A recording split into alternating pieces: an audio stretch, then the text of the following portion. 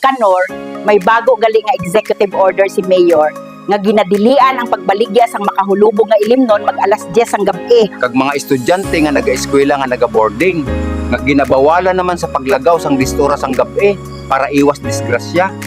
Mas maayo na gani para kampante ang mga ginikanan nga ila estudyante safe, kay iba nagalagaw pa kag mag-inom, kag mga minor de edad, kalabana nagadala pa sang motor, kag wala pa naga-helmet, mao Diyos ko kadelikado. Minors on wheels pagid Kanor, may multa nga 5,000 sa mga ginikanan o pagkapriso te.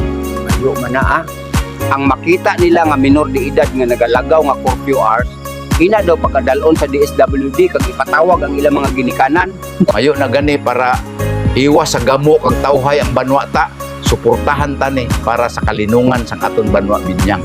Tay Kanor is here. If you like this video, please like, share, and follow me. Kung nagustuhan mo ang ini nga video, pindot ang like button kag i-follow ako.